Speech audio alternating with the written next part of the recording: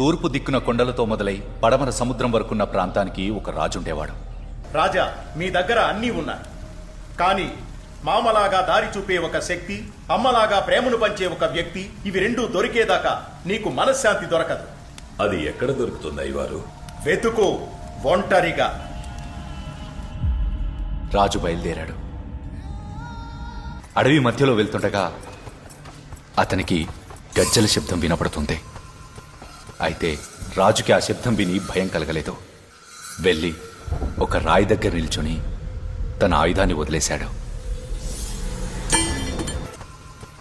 అప్పుడు, మీ రాజుగా అడుగుతున్నాను, మీ దైవాన్ని నాకివ్వండి. మీకేం కావాలో చెప్పండి, ఇస్తాను.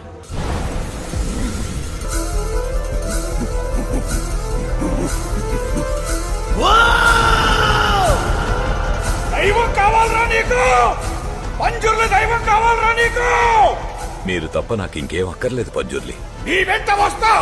నేను ఈ ఊరి పంజుర్లునే. నీకు సుఖం మనశ్శాంతిని ఇస్తే ఈ ఊరి జనానికి ఏమిస్తావు? మీరేమడిగినా ఇస్తాను.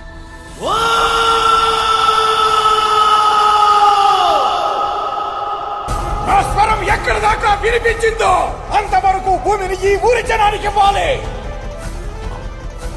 గుర్తు పెట్టుకో, నా వెంట ఉగ్రరూపి గుళిక కూడా వస్తాడు. అలాగే పంజుర్లి.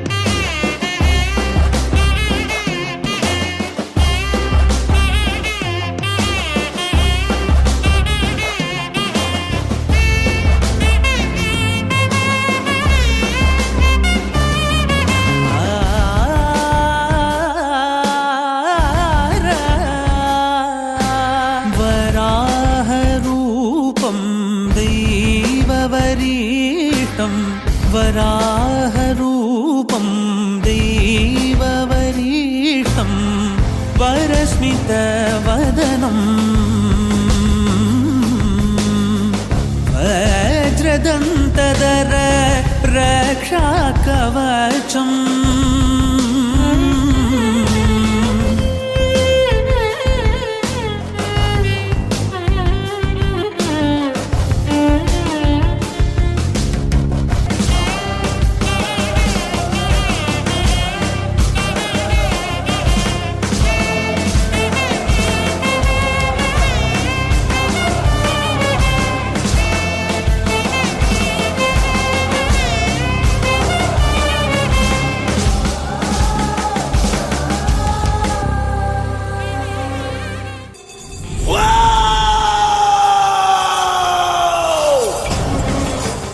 పంజుర్లి,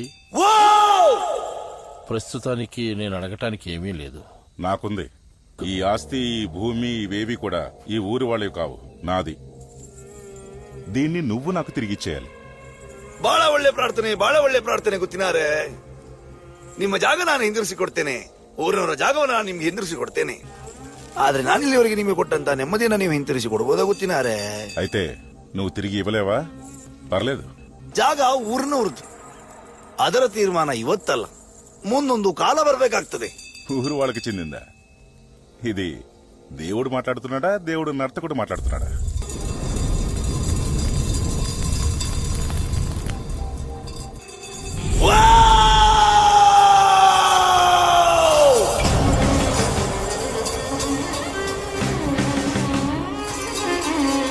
పెద్ద ఆపదేదో వస్తుందనిపిస్తుంది.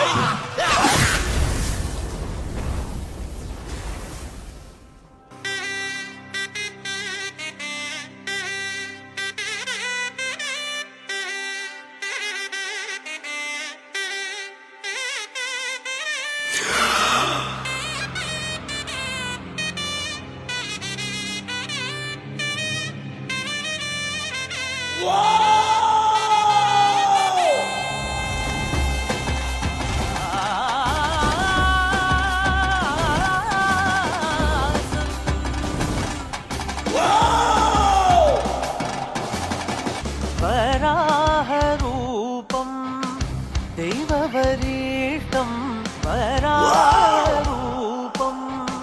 दैववरीष्टं वरस्मितवदनं वज्रदन्तधर रक्षाकवचम्